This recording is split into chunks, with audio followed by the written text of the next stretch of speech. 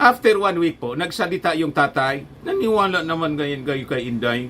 Dinajamming ka lang anya niyan. Dinajamming lang kayo niyan ang tudo. Ano naman na niyang gagawin namin dyan sa Senado? So maging yung tatay, mga kababayan, hindi naniniwala sa sinasabi ng anak. So paano tayong maniwala? Ibig sabihin ng tatay, si Inday sinungaling. Natulad niya.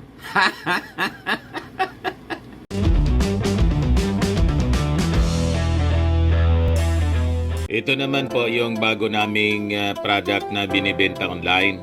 Eye Glow Serum, whitening po siya. Tingnan ninyo yung epekto sa aking anak na architect before and now. Yung mga inquiries po ninyo, dumiretso na lang kayo sa kanyang Facebook account, Riz Maravillas.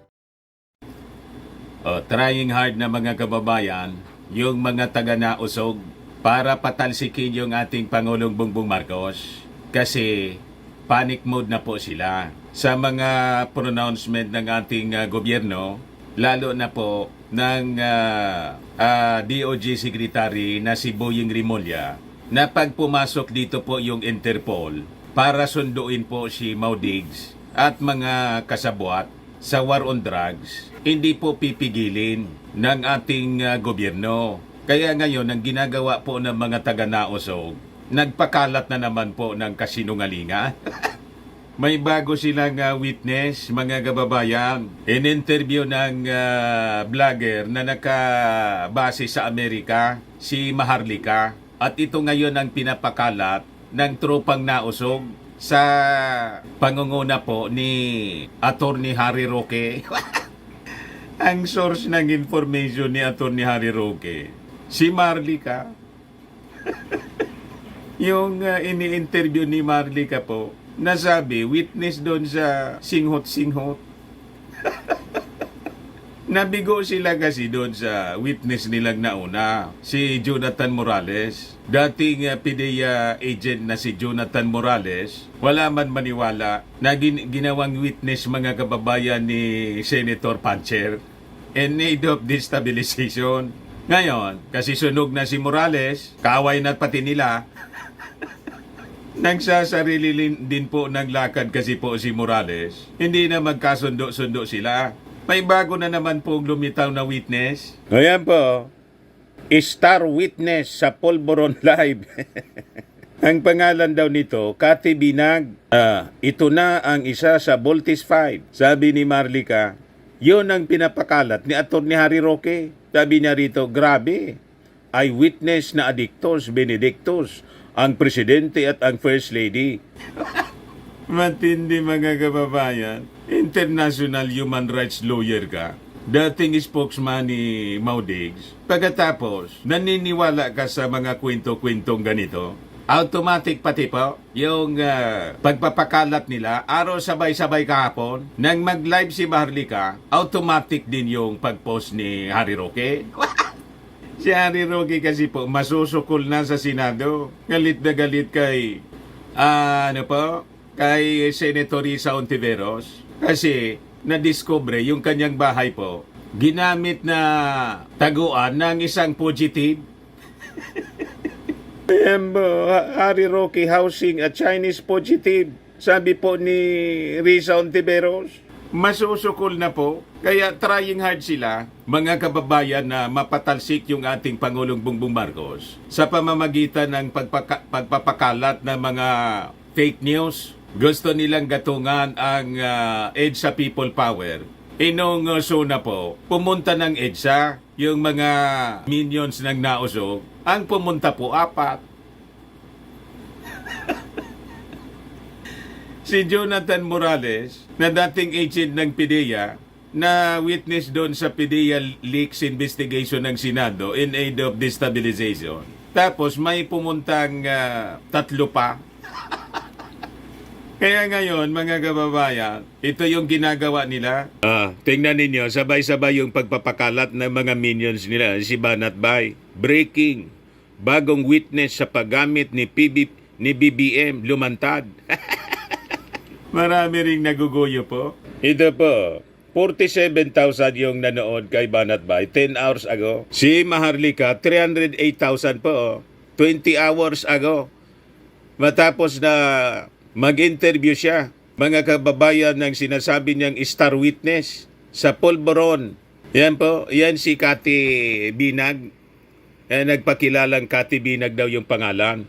Ngayon, parte sa pag-usapan natin, bakit yung ang mga tao po madaling maguyo, madaling maniwala sa mga kwento-kwento, madali ma-deceive.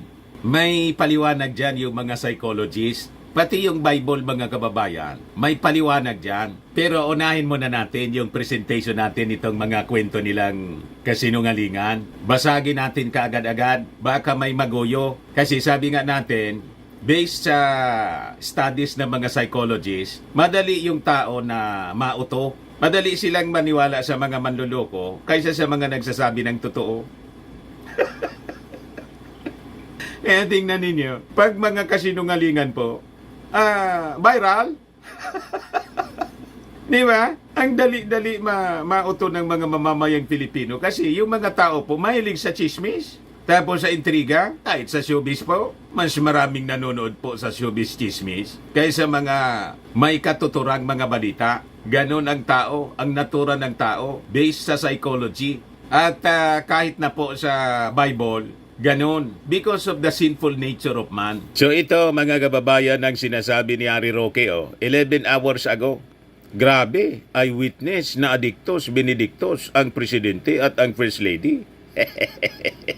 Ini-exploit nila yung kainaan ng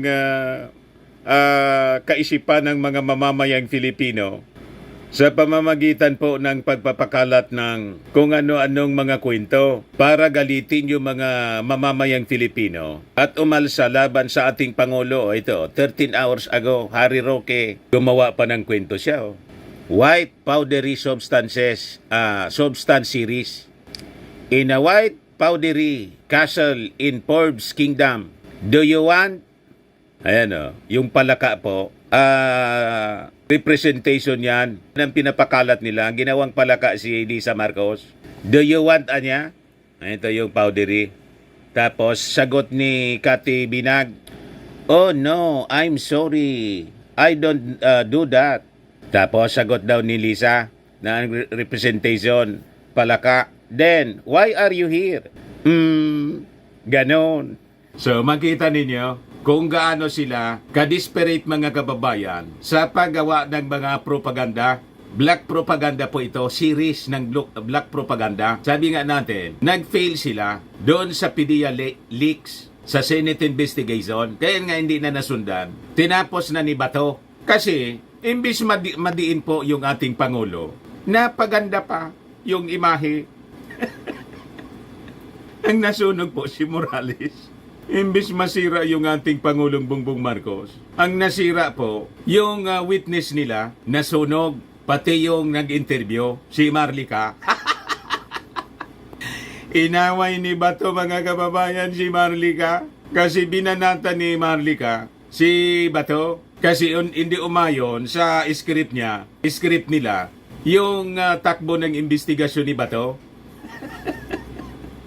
Sunog na sunog yung witness nila po. So, ang sunod na ginawa nila, sinabayan yung SONA ng pag-release ng Polvoron video. Isa-isang tingin pa lang po, fake.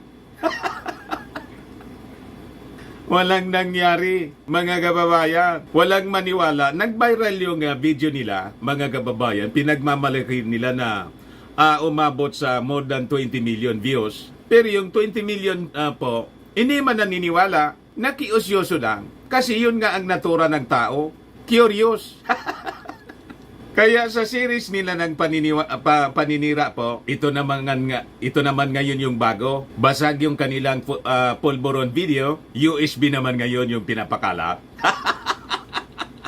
Sa series po ng post ni 17 hours ago ni Harry Roque, sabi dito, ngayon, what we have, FPRRD saying, he saw evidence that PBBM is a user. Agent Morales saying that a confidential informant gave info that PBBM is a user. Nikki Cositeng saying that in their circle, it was widely known that PBBM is a user.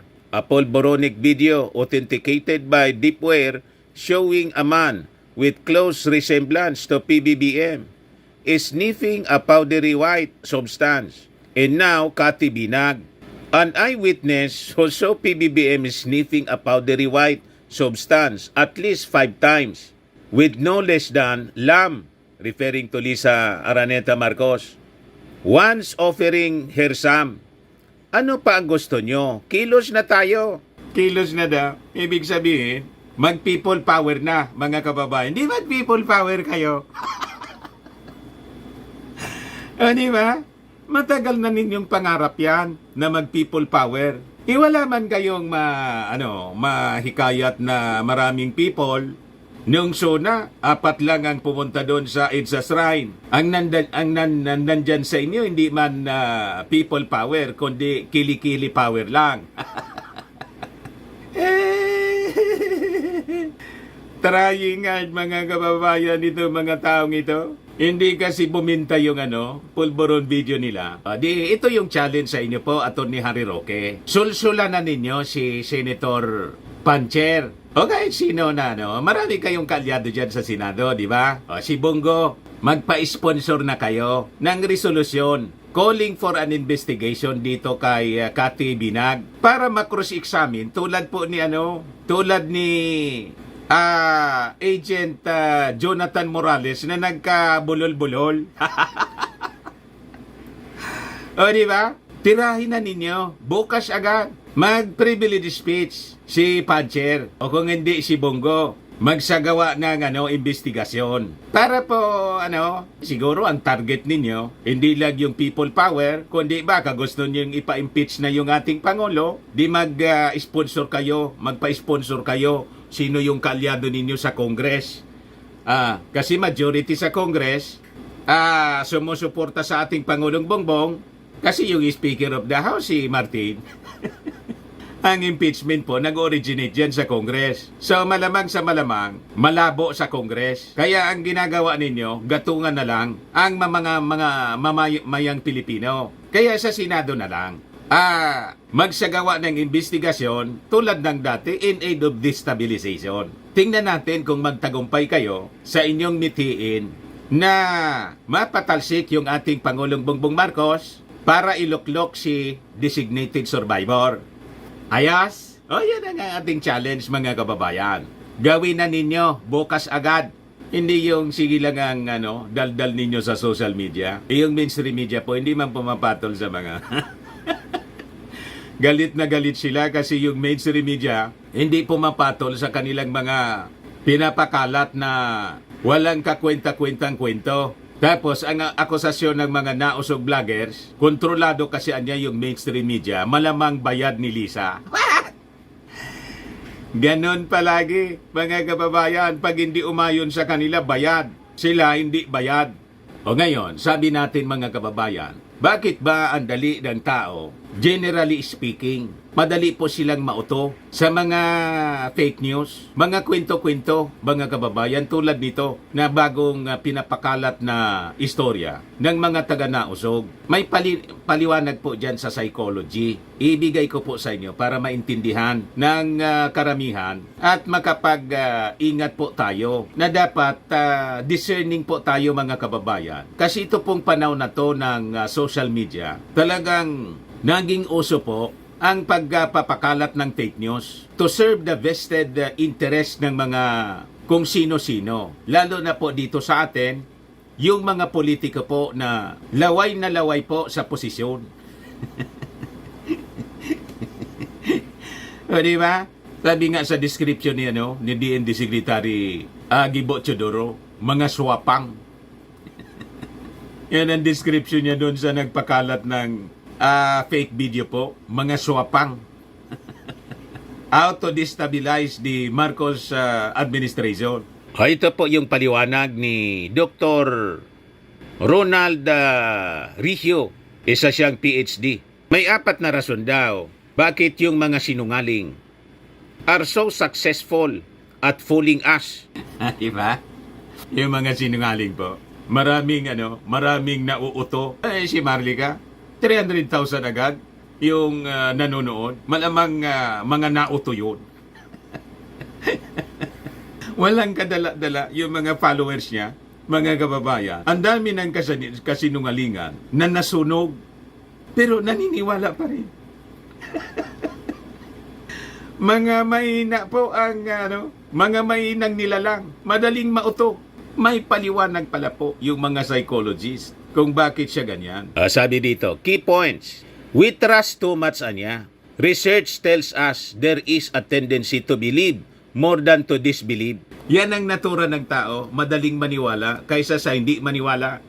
Kaya tingnan niyo po, kahit sa barangay, pag chismis po, paninira sa mga neighborhood, nakita ko niya si neighbor, may kasamaan niyang lalaki, tinichismis, malamang anya kabit, kalat agad po, parang apoy. At yung nakwentuhan, mga kababayan ng chismis, naniniwala agad po, talaga niya? Hindi man lang mga kababayan nag-verify muna kung yung lalaki ba, kabit, o baka kapatid, o baka tatay. Ganon ang tao. Ano pa, sabi rito, although we expect people to be honest, most people lie at least once a day. Kaya po si Inday, hindi daw dapat base sa public office, sa eleksyon po, sa isang kandidato, ang pagiging honest.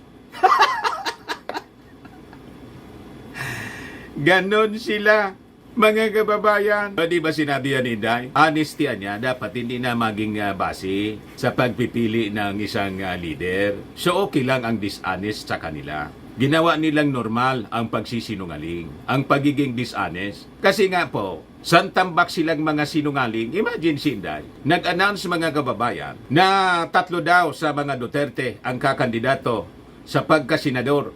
Yung tatay niya, si Baste, tapos si Pulong. After 1 week po, nagsalita yung tatay, naniwala naman ngayon kayo kay Inday. Dinadjamming ka lang anya niyan. Dinadjamming lang kayo niyan ang tudo. Ano naman na niyang gagawin namin dyan sa Senado? So maging yung tatay, mga kababayan, hindi naniniwala sa sinasabi ng anak. So paano tayong maniwala? Ibig sabihin ng tatay, si Inday sinungaling. Natulad niya. Ganon mga kababayan. Ngayon, like leaders, like followers, kaya yung mga minions po ng mga Duterte, ganon din po kasinungaling. O ngayon, yung mga minions niya, mga vloggers na sinungaling, palibasa, pari-pareha sila, pinaniwalaan din ng mga tao na parehas nilang mga sinungaling. Ito na po, kaya napakarami ang naniniwala, mga kababayan, naguguyo itong mga vloggers nila. Yan po, 22 hours ang naguyo niya, 300,000. Si Banat Bay po, 10 hours, 50,000 na yung naguyo. Kasi po, sabi sa psychology, ang tao daw madali na mauto, maniwala, at curious siya. Pag chismis po, madaling kumalat. Kaya yung pulburon video po, 20 million, pinagmamalaki nila. Pero, tama yung analysis natin, na kahit na 20 million, kung naniwala sana yon, alimbawa, naniwala yung 20 million, di may 20 million na sanang nagpi-people power. Ang nag-people power po, 4.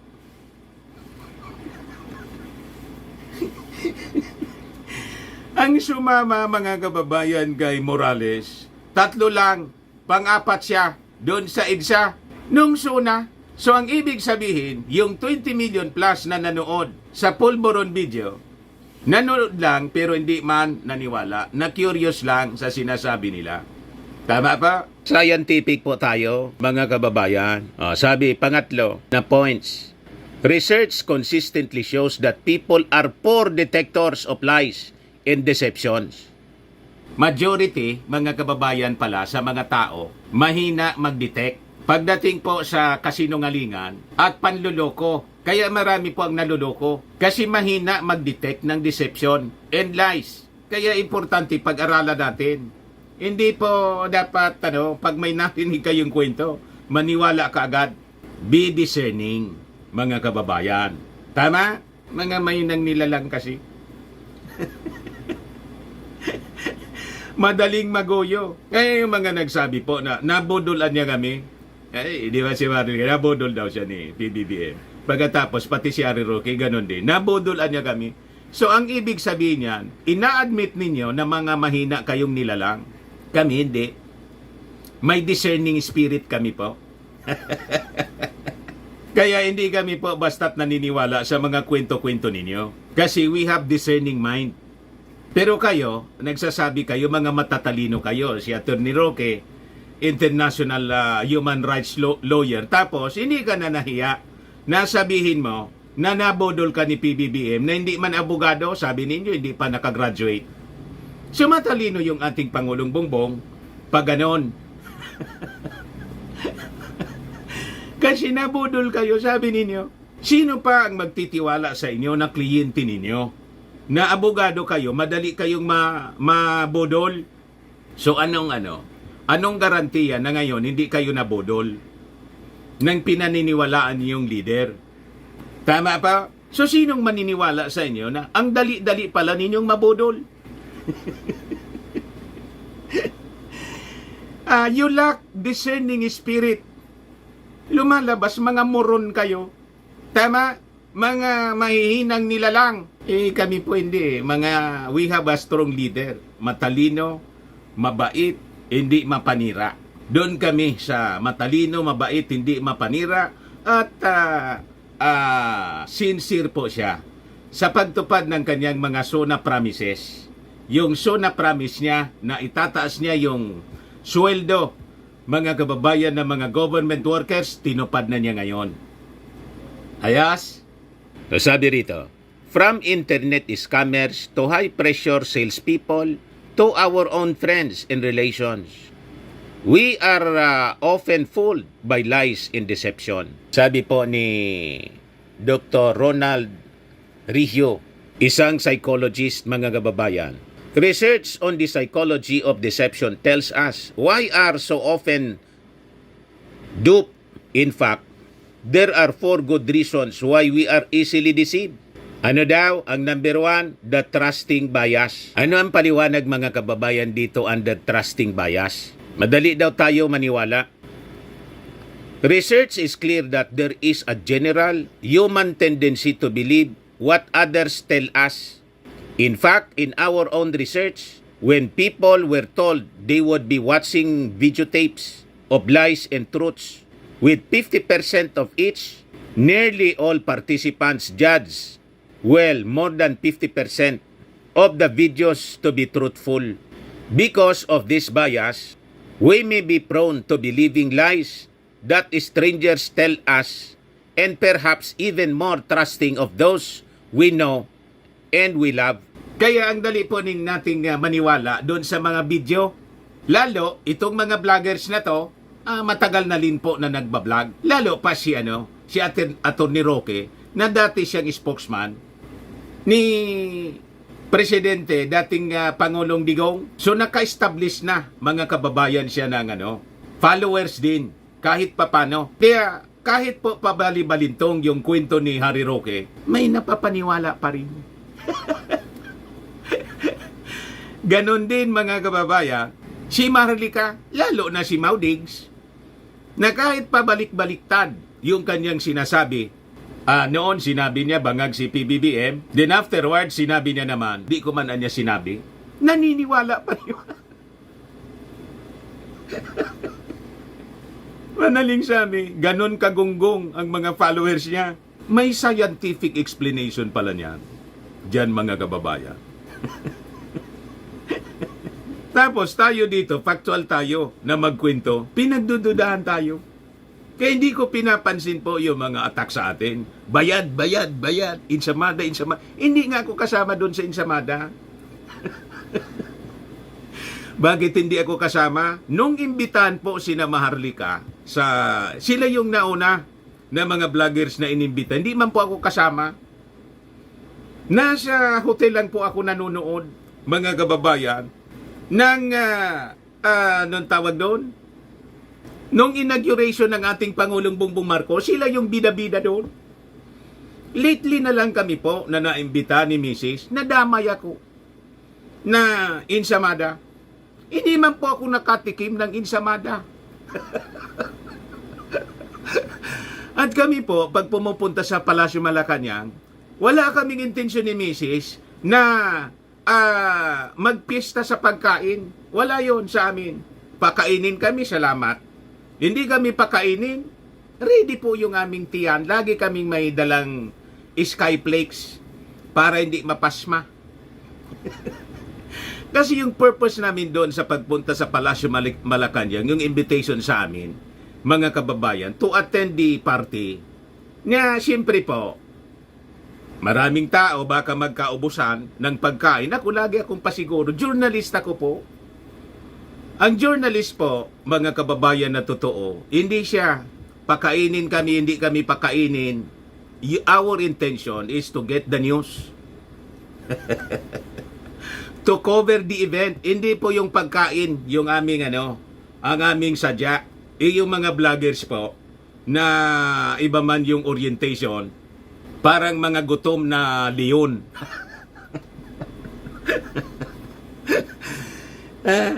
Hindi man natin tinawag yung isip ng ibang mga vloggers. Anong pakiko doon? Iba man kami ni Mrs. Kami po, pag lumalakad kami po, lagi kaming handa. May handa kaming konting pagkain na dala. Laging may biskwit po kami na dala. At siyempre, konting pera na in kaso talagang wala kaming maubusan ng pagkain, pupunta kami sa kung saang restaurant na pwede kaming kumain.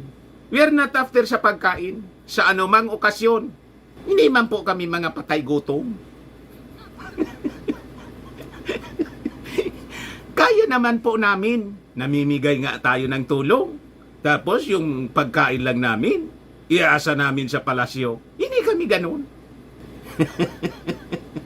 Sanay kami. Ayaw man maniwala ng iba kasi mahal nila si Digong. Wala akong paki. Basta ako, sasabihin ko kung ano yung alam kong totoo. Maniwala kayo, hindi kayo maniwala, hindi ako apektado. Bala kayo sa buhay ninyo. Di ba? Ganun lang po tayo, mga kababayan. Journalist po ako. Ang akin po, kung ano yung news, ibigay ko sa inyo. Maniwala kayo sa kwento ko, okay. Hindi kayo maniwala, so be it. Di ba? Dante Maravillas pa rin ako. A journalist, mga kababayan. May maniwala sa aking kwento, walang maniwala. That is my profession, mga kababayan. Ngayon, pangalawa, sabi dito, sa rason kung bakit madali tayong maloko. Lying is ubiquitous. Sabi po sa research by non-verbal communication expert and PT blogger na si Bella Di Paulo. She asked people to report their lies and the average was 2 lies per day, with a small percentage reporting lying 15 or more times per day. Of course, sabi rito, people may be lying about lying.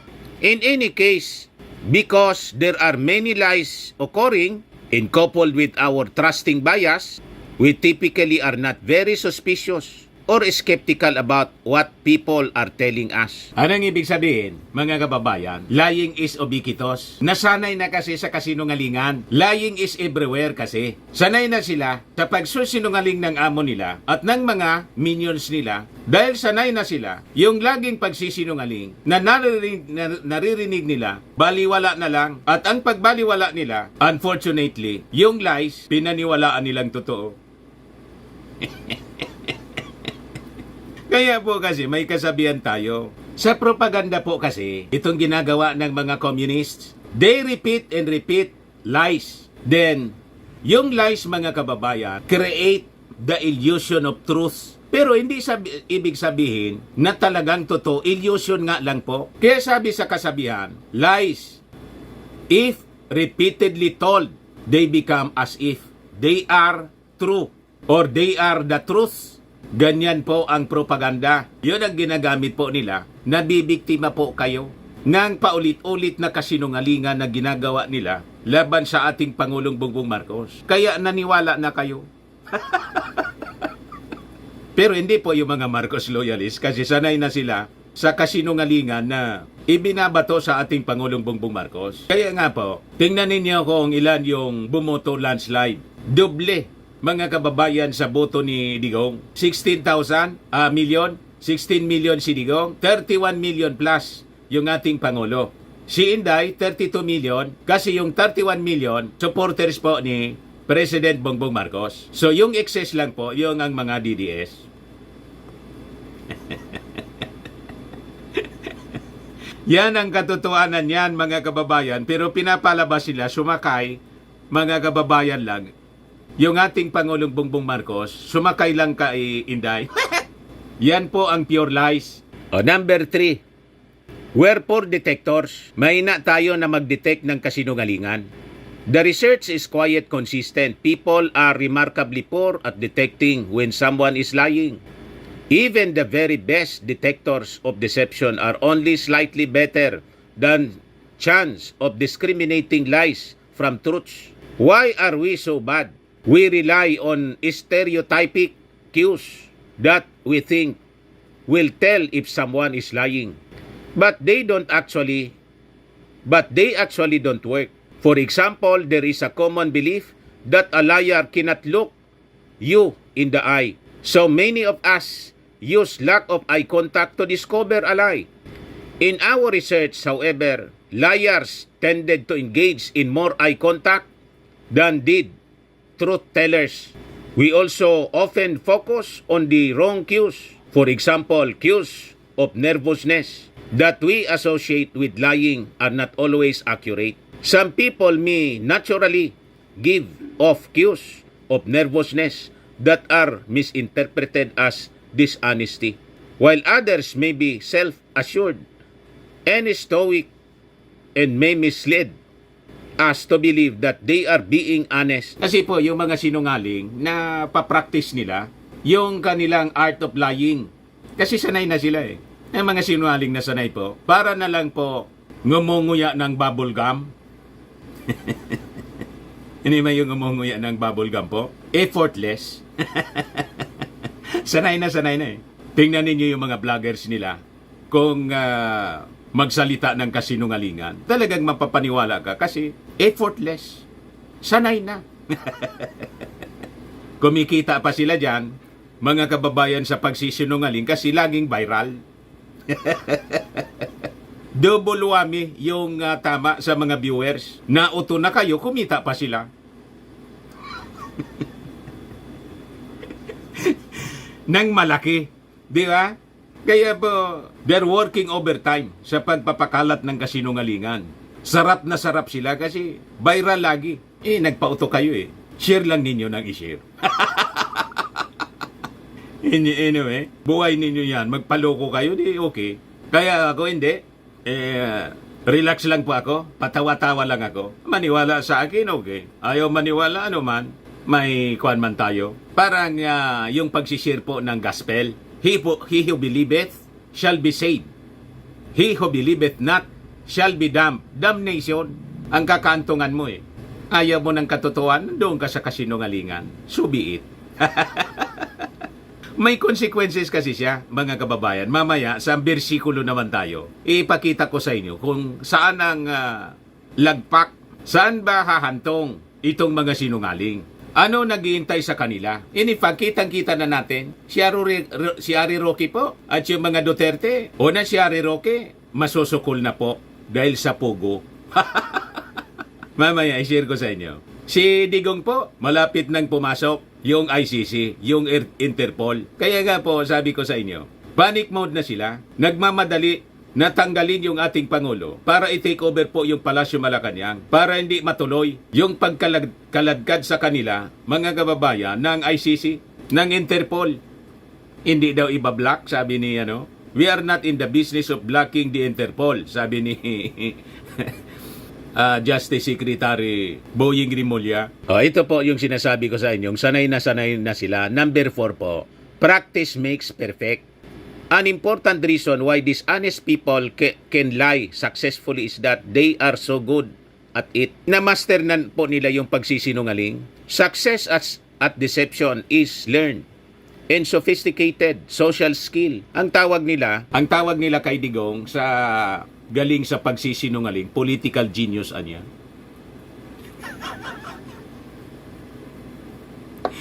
Ganon mga kababayan, political genius anya. Hindi mo mahulaan yung ibig niyang sabihin kasi double speak.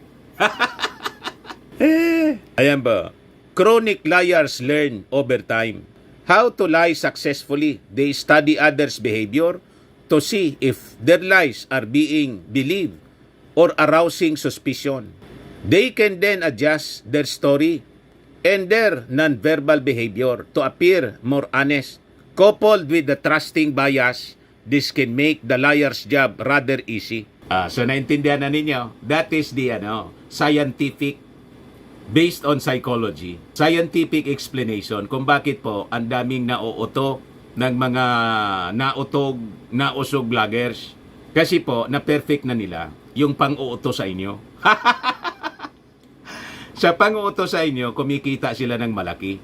Di wow! Magpauto lang kayo. O ngayon, dito naman tayo sa bersikulo sa Bible. Ano ang sabi sa Bible? Tungkol po sa deception. Deceit, deception, dishonesty, lying. Ayan po, Bible verses about deceit. Sabi sa unang sulat ni San Pablo kay Peter. 1 Peter chapter 2 verse 1. Ito yung warning sa ating lahat. Therefore, rid yourselves of all malice, in all deceit, hypocrisy, envy, in slander of every kind. Tanggalin daw natin sa ating buhay yung lahat ng uri ng panluloko. Paninira, slander of every kind. Kasi po, may paglalagyan ka pag ganyan ang pag-ugali mo. Tingnan mo ngayon si Marlica, tambak-tambak na yung kaso. Ganon din si Digong. At ngayon si Harry Roque, malapit ng masukol ng Senado. Other than deceit, yung pagiging hypocrisy, at envy. Tawag sa amin dito, ibog, inggit. Nainggit kasi sa ating Pangulong Bongbong Marcos kasi maganda yung ginagawa. Nalampasan yung ginagawa po ng Duterte. Malayong malayo. Sa sobrang inggit nila, sinisiraan yung ating Pangulo. Ganon, para iupo si Inday. Tingnan ninyo yung mga supporters nila. Walang ibang magaling sa kanila. Si Digong at si Inday. Pero ano ang katotohanan po? Kumusta naman po si Inday? Si Inday po itok-itok. Mas malala pa kay Linlen. Ito po ang warning sa mga manluloko. Let no one, sabi sa Ephesians chapter 5 verse 6, let no one deceive you with empty words. For because of such things, God's wrath comes on those who are disobedient. May kastigo ang Diyos sa mga hindi sumusunod sa Kanya na warning. Sabi sa Salmo chapter 5 verse 6, you destroy those who tell lies, the bloodthirsty and deceitful you, Lord, detest. Galit mga kababayan ang Diyos sa mga sinungaling. Kaya po may paglalagyan kayo. Hindi po yun galing sa aking bibig. Galing yun sa bibig ng ating Panginoon. Sinulat sa Bible. Kaya hindi na tayo magtataka kung itong mga taong ito, ang kaantungan nila problemang malaki. Sabi ko sa inyo, ang problema nilang kinakarap, sila man lang po ang may gawa. Tama? O si Marlica, tambak ang kaso. Sabi magpapereskon ngayon, sabi ni Katonying, si Mel Robles. Kasi finailan na si Marlica, pang-apat na tong kaso. Ang kaso final mismo sa California. So, malamang mamulubi po si mamulubi si Marlica. Choice niya. Tama ba? Si Digong at kanyang mga kasama, si Bato, bakit sila naharap sa kaso sa ICC? At malamang kalad ka rin ng Interpol. Sino ba yung may gawa niyan? Yung ating Pangulong Bongbong Marcos? Ang may kasalanan? Hindi po. Gawain nila po yon. So, pinapanagot sila ng mga nabiktima nila. Tama? Wala man kinalaman dyan yung ating Pangulong Bongbong. O ngayon, sa kaso naman po ni Harry Roque, Yan ang gawain niya po. Wala siyang tigil sa kada daldal. Ngayon, masusukol na siya sa investigasyon ng Senado. May kinalaman ba yung ating Pangulo sa investigasyon ng Senado? Wala. Ang nag-iimbestiga po si Risa Ontiveros, anti-Marcos. Tama ba? Kaya walang kinalaman dito ang ating Pangulong Bongbong Marcos. Isinisisi nila sa kanilang mga sariling gawa kung bakit sila nahaharap sa problema. Tinuturo nila yung ating Pangulo. Malabo po. O sabi sa Salmo, chapter 101, verse 7, "No one who practices deceit will dwell in my house. No one who speaks falsely will stand in my presence." Yung mga sinungaling po, tulad nitong mga nausog, bawal po sa langit. Pag bawal ka sa langit, ibig sabihin yan, itatapon ka sa dagatang apoy sa impyerno. Yun ang destino ninyo. Hell.